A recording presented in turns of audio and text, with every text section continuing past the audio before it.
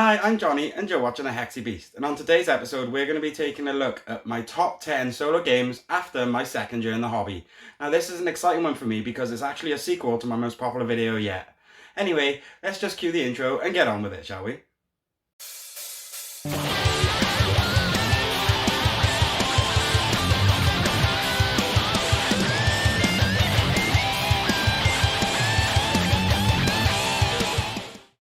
Okay, I just want to mention before we get started that these are just my personal opinions of my current favourite top 10 games.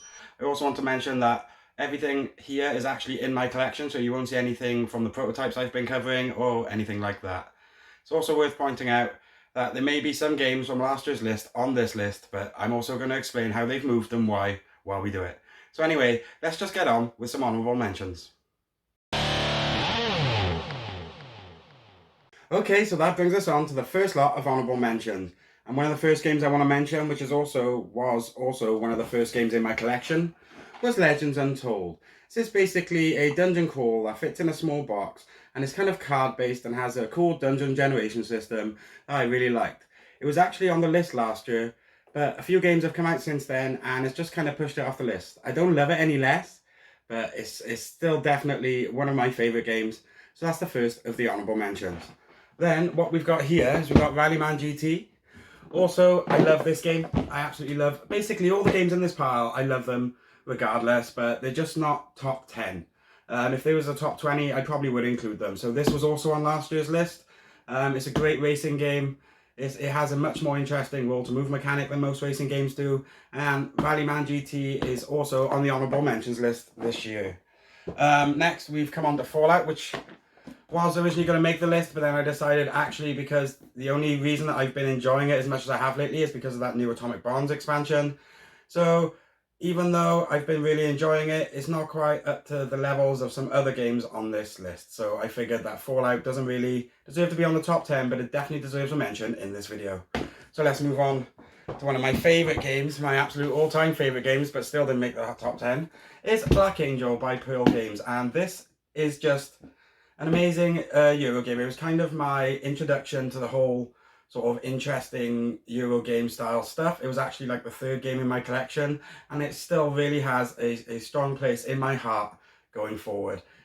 Anyway, let's have a look at my first real minis game that I ended up owning. It was actually this, the old Zombicide Invader, which although quite simple is still one of my favourite games to get out when I just want to throw some dice and quickly kill some aliens. It's just it's a bit of a spectacle. It takes up a lot of space on the table. There's lots of really nice minis in it.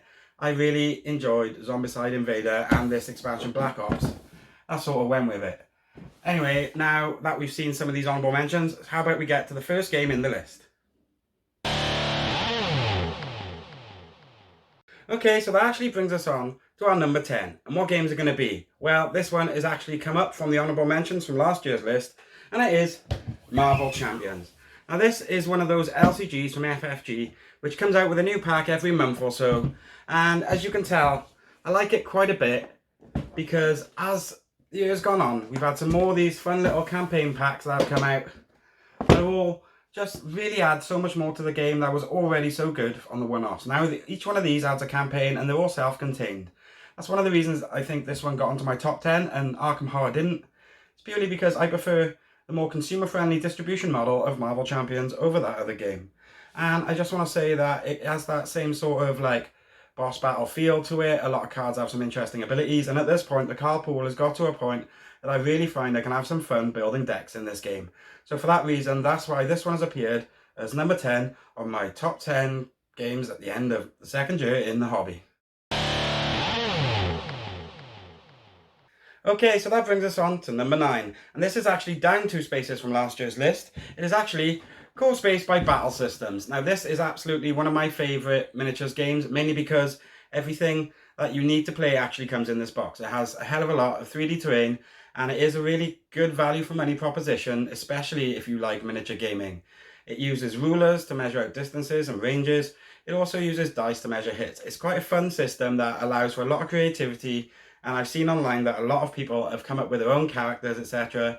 I just think that Core Space really satisfies a certain itch that I have for playing a sort of Red Dwarfy style game. That's basically how my campaign has turned out. I've had a ship called the Old Meg that is basically a bit of a rust bucket, and it's just flying through space trying to make enough money to make repairs to itself before it inevitably hurls itself into the sun due to a navigational computer failure. But anyway, that was my number 9, Core Space, one of my favourite miniatures games. Has a lot of terrain. I love it so much. Anyway, on to my next one.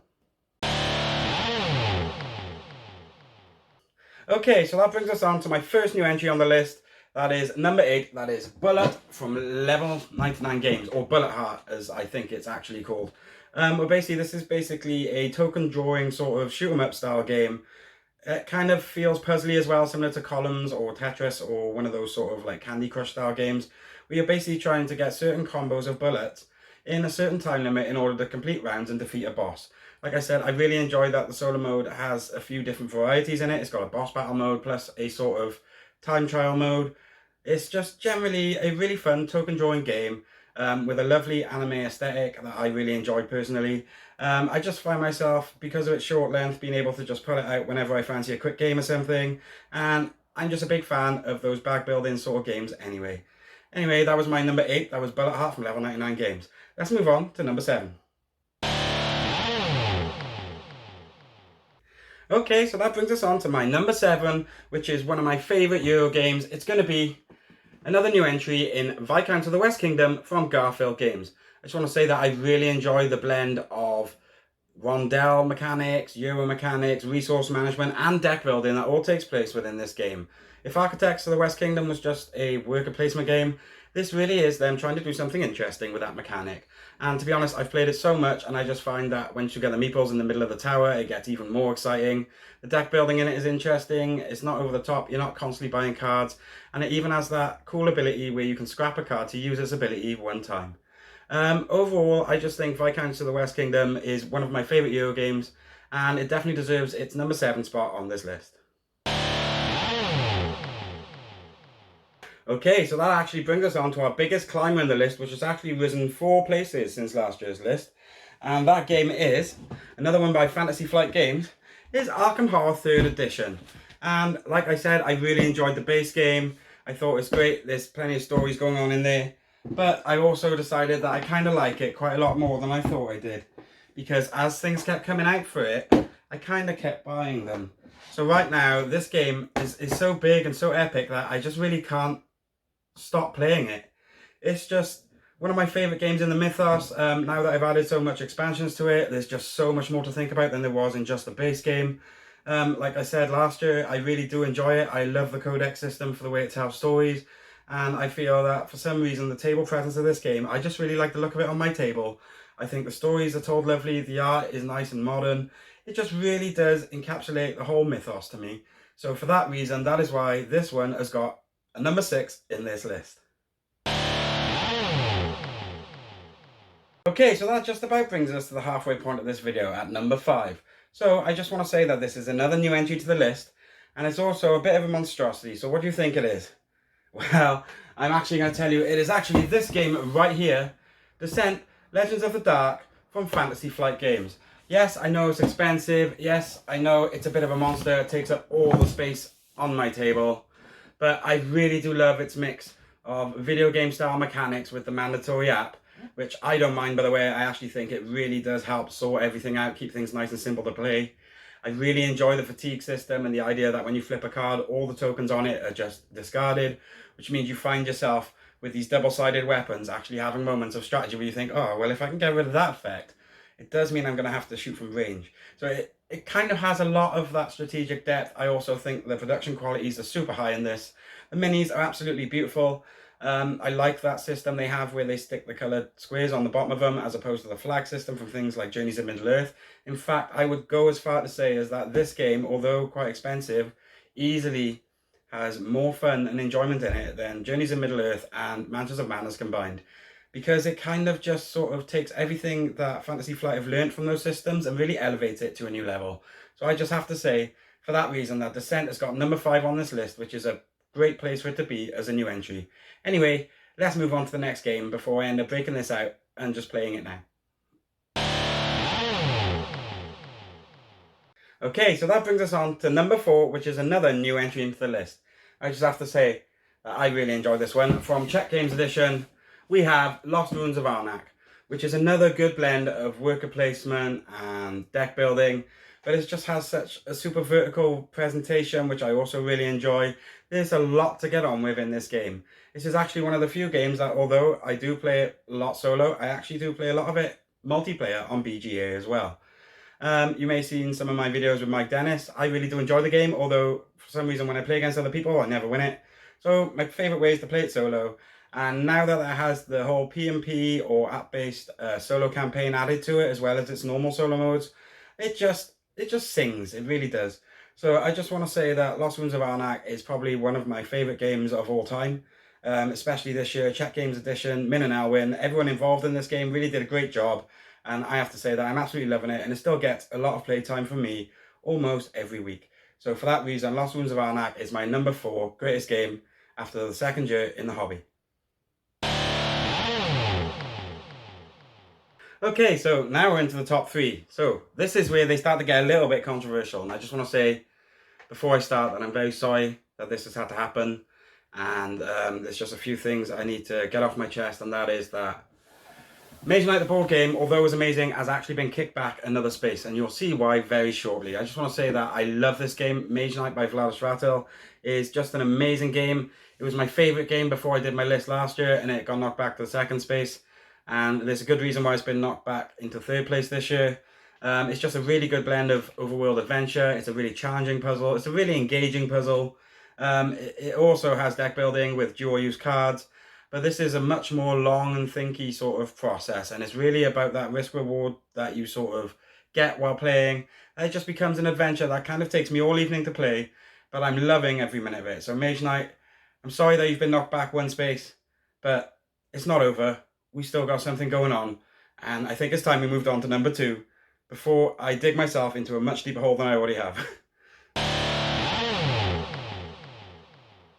Okay, so that brings us on to number 2, and the reason that Mage Night got kicked off his number 2 spot, and that is up one place this year compared to last year, is Spirit Island. And I just want to say the main reason this has been kicked up a spot is that although it's a great game by itself, the moment you add this thing to it, it becomes a very different animal. It has loads more events and stuff. It just, extra spirits, extra cards, extra everything is the reason that this game just got pushed up that extra spot. I just find myself playing it whenever I can, to the point that I've actually bought the digital version on multiple platforms as well, so I can play it at like 4 o'clock in the morning. It just presents a really interesting puzzle about using fast cards versus slow cards, and each spirit controls very differently. It's a very asymmetric system, and I also really enjoy its theme of you being spirits protecting an island from colonizers. So overall, I just have to say that Spirit Island has actually beaten out Mage Night this year thanks to an excellent expansion in Branch and Claw. So now, that just leaves us with number 1.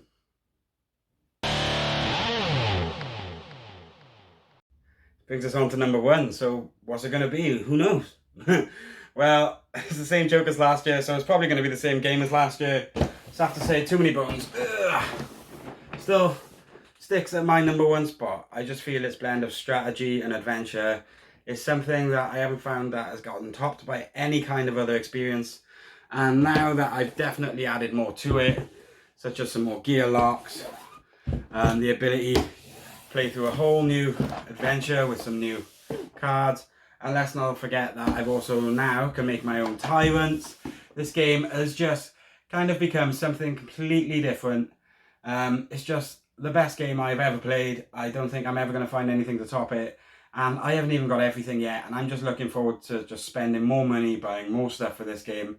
I love it so much. Yeah, it takes a little while to play, but I love every minute of it. It's just so good. Every single decision I make in this game requires a lot of thought, and the characters themselves are really likable. I like that there's an air of humour about the world, although by the time you hit this expansion, things do get a lot darker and a lot more twisted, and I really like that it ups the stakes as you go through those expansions. I just need to get a few more bits now, and this collection will be complete. And then I'm also planning on getting a nice big wooden trove box to put everything in. So, Too Many Bones, my favourite game. Even after 2 years in the hobby, it is still in my number 1 spot. So anyway, that was my top 10 games from the second year in the hobby. And I just want to say that I've had such a fun time doing this for you guys. Okay, before I say goodbye, I just want to say one thing. Especially now that after I've been here a while, and after my second year in the hobby. And I think this is the fitting time to do it, seeing as it's the sequel to my most popular video. I just want to say to everyone who's watching, everyone who's interacting, everyone I've spoken to on Facebook, all the people I met at UKGE, the other content creators that have helped me out along the way, some of the publishers for just supporting me as we go through. I just want to say thank you to everyone, because without you lot, I wouldn't be doing this. At the time I started this, it was kind of like a ray of light in a dark time.